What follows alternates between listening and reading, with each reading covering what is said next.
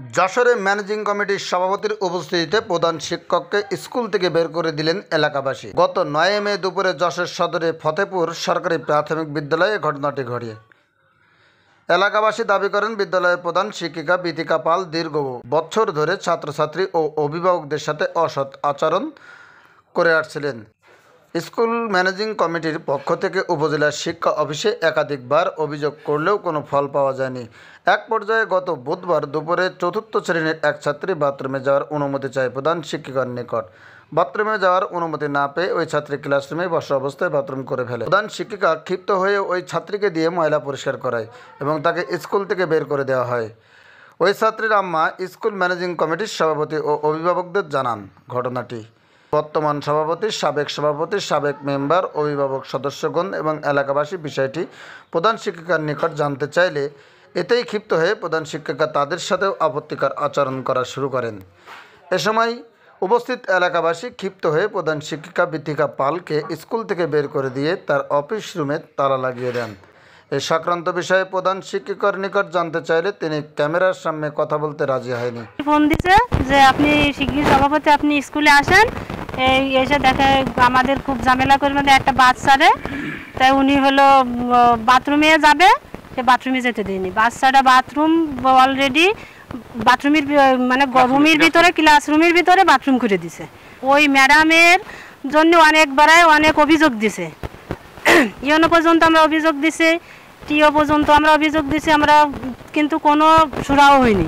এখন যে জিজ্ঞাসা করেছি ম্যাডাম হলো অস্বীকার করেছে, বলেছে আমাদের যে প্রধান শিক্ষিকা আছেন তা বিথিকা পাল, বরাবরই উনি আমাদের যে গার্ডিয়ান আছে আমাদের ফতেপুর গ্রামে এই স্কুলের ছাত্রছাত্রীর যারা অভিভাবক তাদের সাথে দুর্ব্যবহার করেন। আজকেও সে একটা দুর্ব্যবহার করেছে একটা শিশুর সাথে।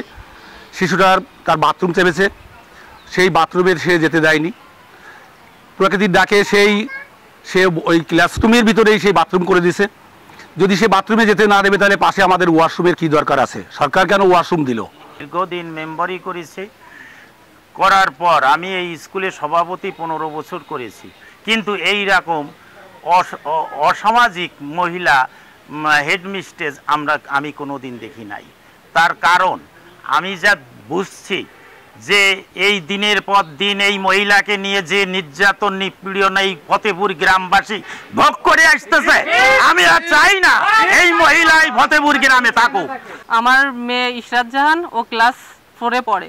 ওরে রোজকার মতো স্কুলে আসছে, ওর বাথরুম চাপিছে। স্কুলের প্রধান শিক্ষক ওরে রুম থেকে বেরোতে দেয়নি, বারবার বলার পরেও তারে রুমিতে বেরোতে দেয়নি। পরে ক্লাস শেষ হওয়ার আগ মুহূর্তে ও প্যান্ট পরে বাথরুম করে দিয়েছে।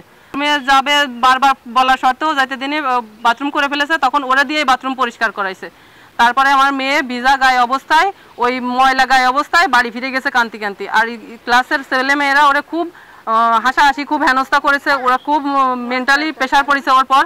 ও স্কুলে আর পড়াশোনা করতে চাচ্ছে না। মোহাম্মদ মুস্তাফিজুর রহমান, সহকারী শিক্ষক, ফতেপুর সরকারি প্রাথমিক বিদ্যালয়, সদর যশোর।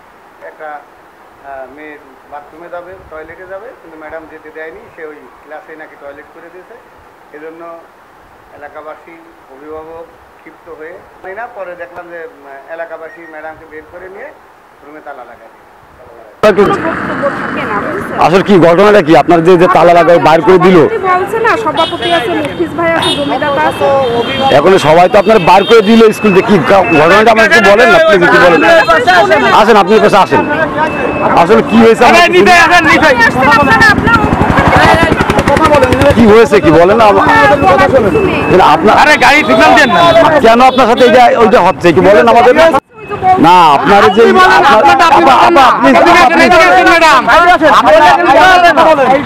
প্লিজ আমাদের একটু বলেন আপা।